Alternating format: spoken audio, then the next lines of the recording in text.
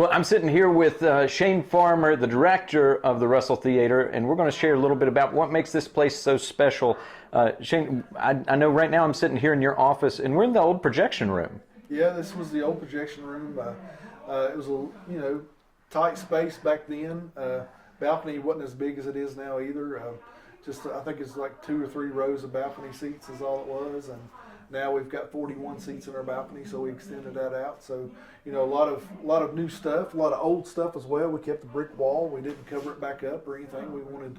I was like, can we keep that? And they were like, well, if you want to. And I was like, I definitely want to. So, we tried to update what we had, but we wanted to keep some of the historic value and historic memories of what this place used to be and what it is now. Well, speaking of history, I think from when I was looking back, I could remember coming here as a kid, but obviously not back when it opened, right? Right. Started being built back in 38, 39s, opened somewhere around 39, 40, correct? That's correct, yeah. I think it opened its doors in 1939. It was known as one of the first theaters to have indoor air conditioning. I've got one of the ads that says, "Stay cool at the Russell Theater." So it's pretty neat to find some of that old stuff, and I'm always looking, for information on the theater and historical stuff, and we try to put it down in their lobby. We found some old tickets that were 25 cents when we were doing demolition in the ticket booth. And it says Russell Theater right on it, 25 cents admission.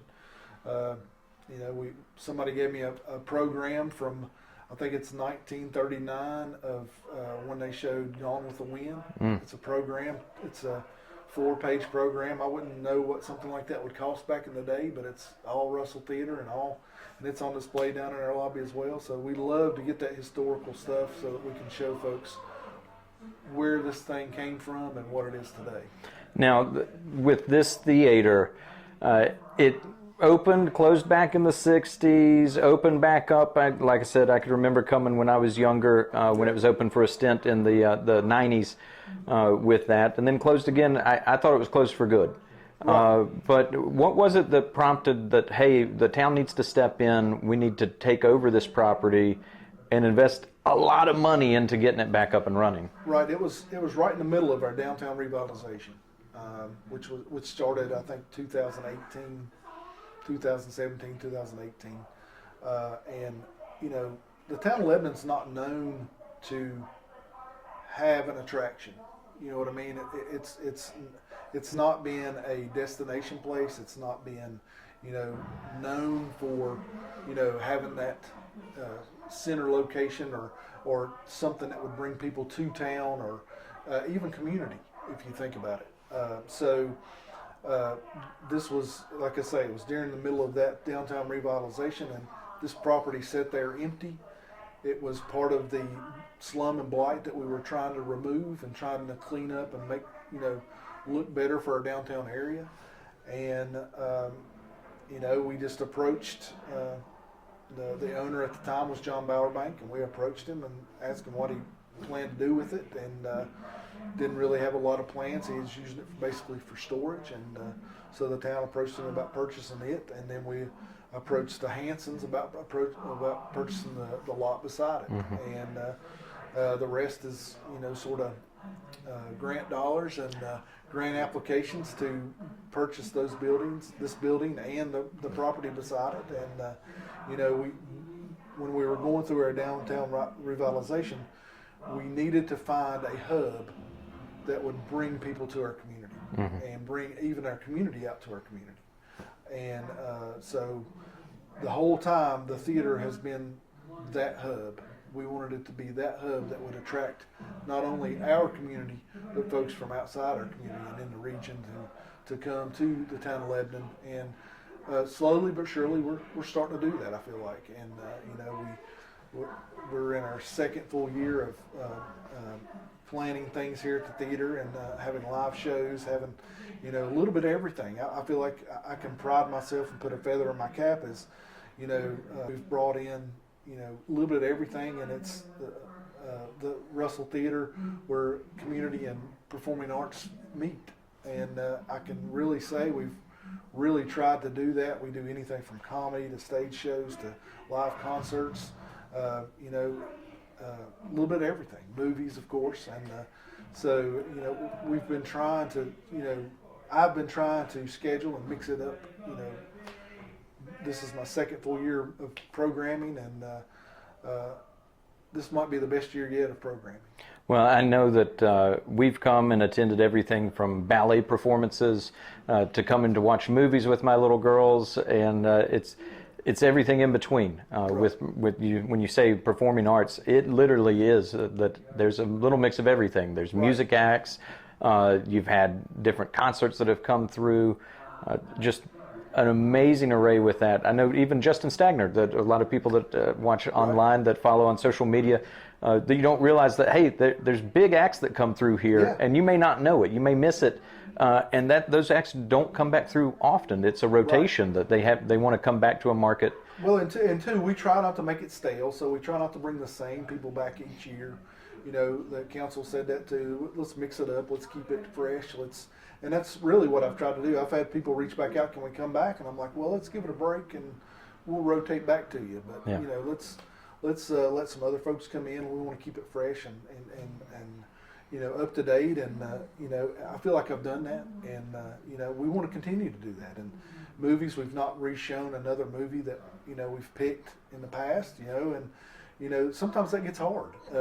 And for instance, right now, I'm doing a staff showcase. And that staff showcase is, I went to my staff and said, listen, I'm planning everything at that theater. And, you know, I need a little bit of a break. Can you all come up with what you all would want to, what's your favorite movie? What would you show out there? And so I've started last month, this month, and probably going into next month and the next to just do a staff showcase of what my staff that works here and works at the Parks and Rec Department, what they like. And, you know, that, I think they've appreciated that as well, and you know, and that's what we want. It's a community thing. It's not just a Shane Farmer thing. Mm-hmm. You know, I don't want folks thinking I'm putting everything Shane likes in here. I'm really branching out, and I'm really bringing in things that I may not like, but that's what you're supposed to do. It's supposed to be a community. You know, we want it to be a community environment, open for everybody, all walks of life. You know, every genre of life. You know, we want everything to come into this theater. Well, I think of it kind of like I go to Dollywood and I get the tasting sampler, right? Right. I can walk around, I can try all these different things. Some of it I like, some of it I go, probably won't get that again. Right. But the same thing here, that when you offer a variety of stuff, people can come and check it out. It's not crazy expensive. Right. You can come and see, hey, I like that. I didn't even realize I was going to like that as much as I did. Right. And then other things you might come and you go, okay, well, you know, that was a lot of fun. Right. But when you don't come to experience that, and you say, hey, you know, I was going to come, but, and I hear that often, that people say, like, I was going to come, but, and one of those buts is obviously the showing a movie that maybe is just newly released to digital, or that has been out before, and people say, hey, why don't you bring the new movies with that? And I know the reason why, but maybe share as far as the reason, that just the economics of why that is so hard. Well, it's really hard. You know, I have looked into and wanted to bring new movies, but you know, I always talk to other theaters as well, and I've been talking with the Moonlight, you know, which just reopened in Abingdon, and you know, they're showing some new movies, but if you've noticed, they've started going to the older movies as well. But I'm sure they'll throw in new movies, you know, all summer long and stuff like that. But from what they've told me and what I've garnered from reaching out to the studios is you're sort of limited on what you can do. And they tell you when you can show a movie, how long you have to show that movie if you pick it. And that's not feasible for us. We can't show, I mean, we're not having 10, 15 people come to some of our movies now. So if I show a new movie and I have to show it for a full entire week or 2 weeks, that's really not feasible for us, because people are just, and that goes for big theaters as well. I mean, if you go to a movie right now, for instance, my wife and I went to see the new Superman when it came out, and we went to the big theater and saw it, and there were 6 people in the theater. So, and they had it in multiple theaters. So, you know, the theater industry the movie theater industry is really just not a popular thing right now, I don't think. To me, and I've had this discussion with people before, there's not a lot of good movies out there, to be honest. And, you know, when there is one, I try to see it, but it's few and far between.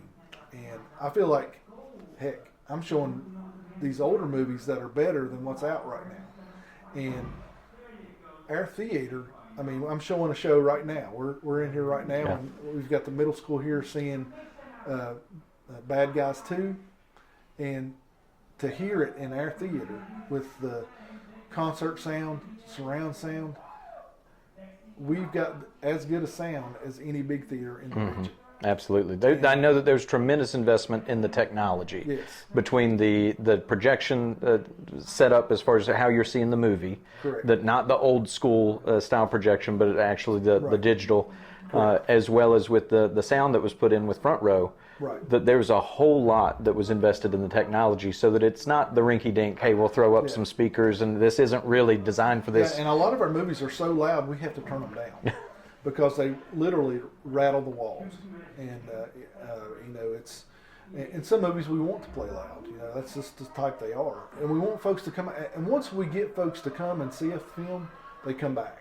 They really do. Once they come to a concert, they come back.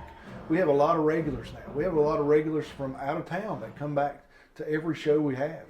So I feel like, you know, the word is slowly but surely getting out there.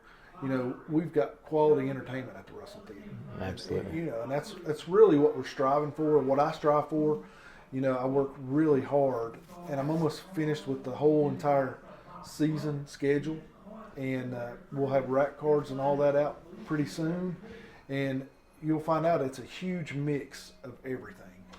And I mean, we've got shows. We've got our Clinch Concert Series, which is a series of bluegrass shows on different dates. And they are absolutely top-notch bluegrass acts. And it's not all traditional bluegrass. So I've got a group that I just signed that's called the Dirty Grass Players. And they are an up-and-coming young bluegrass band that is not your typical traditional bluegrass, but you got to come see them. It's they do covers, they do their own original stuff, they do old bluegrass, and you know this is not your typical bluegrass, and that's what I want. I want to bring a little bit of everything in here, and you know we've got our traditional bluegrass. Our first bluegrass show of the year is March the 7th, and that's Authentic Unlimited. Authentic Unlimited just won the vocal group of the year in bluegrass and the gospel group of the year in bluegrass. Wow. So we're bringing in top-notch entertainment, and those, by the way, those tickets are selling really well right now for March the 7th, and if you're going to come to that show, I believe you better get them because that one's going to sell out. Well, I'll link that below as far as the link to the theater page. That's where you buy your tickets. Right. Of being able to pick that up. But you don't have to worry about coming out and grabbing at the box office. Correct. I know that sometimes you can at the Parks and Rec department, but really try to make that as simple as possible. Hop online and get it. I know folks, there's a lot of folks in our area, in our region, that still don't trust the internet, but you're buying a ticket from us. We've set this thing up to where, you know, your information is only goes to us, doesn't go to anybody else. So when you're buying that ticket online and using your credit card information, it's coming to the theater. We do have your information. We can send you, once you've ordered from us and we've got your mailing address and email address, we can send you what's coming to the theater. So that's another big thing for us. And we try to reach out with that email and say, hey, we got this show coming up or this show coming up. We try to send a monthly newsletter out. Anybody that's ever bought a ticket and gave us their information, they get that newsletter. So, you know, that's a way for us to get it out to you, because a lot of folks say, well, we don't see when you're having stuff because we don't have social media. We don't have, and, you know, that's one thing that I've found is it's really hard to advertise. Yep. And it's very expensive. Advertising is not cheap. Yep. And, you know, we're limited on what we can do budget-wise. And, you know, we try to get sponsorships. If we can get sponsorships, we can stretch those dollars. But, you know, Christmas comes, everybody wants to sponsor something. Christmas goes away, we have 2 or 3 that and the rest is just crickets. We don't get those sponsorships. So, you know, we would really love to have more folks sponsor movies, sponsor our show. Nobody's really stepped up and sponsored a show, and you know, we've got a few folks that's put some money towards a show, but nobody's helped me really sponsor a show. And you know, right now, you know, the council has been awesome, been great. They budget me from year to year, and they've gave me a hefty budget to where, you know, I can spend and get shows in here. So that's, you know, again, it's for the community. And, you know, ticket wise, most of our shows are $20-$25. So 171 seats, you can do the math. You know, most of my average cost for a show is anywhere, for a concert, it's anywhere from $1,000 to say $7,000. So you can do the math and see that math don't come out to where we're making a lot of money. Yeah. So it's about putting butts in seats. That's a phrase I like to say all the time, is we need butts in seats. If we can show the council that you're going to come and you're going to sit in these seats at our events, then they will continue to fund us. And what we want to do, obviously, with that, of looking at the area, is we want it to be something that you come out to the theater. Before you come, you go grab something to eat. That you've partnered a lot with different people here in the area to do unique things. So whether it be a dine and a show thing, or maybe some arts and crafts partnered along with the show for the summer season, there have been unique things and opportunities to be able to help out with that. So obviously we want it vibrant up and down Main Street here, that there's always something going on. Well, and it's what, like I like to say too, is if I'm bringing people to the community, it only benefits everybody else that has a business, that has a restaurant in our town. We don't serve food. Mm-hmm. We serve popcorn and drinks, candy. Mm-hmm. So we don't have a meal. We don't have food. So we're dependent upon those restaurants to serve a good quality restaurant meal to those folks either before or after a show. And, you know, we don't serve alcohol. You know, we serve sodas. Mm-hmm. So, again, you know, some of the stuff we have caters to that. And, you know, if the restaurants can serve that, then great for them, because it brings them to them. Yeah. And so if one of us benefits, we all can benefit. But we got to get on the same page. We really, truly got to get on that same page, as you're not trying to compete with me. I'm not trying to compete with you. We're trying to get along together to where if they're coming to a show, hey, they got to eat somewhere. Mm-hmm. So provide that restaurant food, provide that sit-down meal, and you know, and that's why I try to work with everybody. I mean, we've worked with Bonanza before, we've worked with the Pioneer, we've worked with Fat Patties. You know, we try to bring a little bit of everything in here, and where we've got the pavilion now, I think we can do a few more things outdoors too. And last year we actually had the Pioneers come and set up for our Haunting on Main. Mm-hmm. Not Haunting on Main, I'm sorry, but our Tales from the Front Porch. Yep. They set up right out front of the theater while, you know, people told their stories. And, you know, that's been another big hit here, is, you know, and that's what we're saying, is that's a storytelling festival that we have every October, and we're doing it again this year, and actually started advertising for more, you know, storytellers yesterday. So, you know, we're focused on bringing things to our community that's never been here before.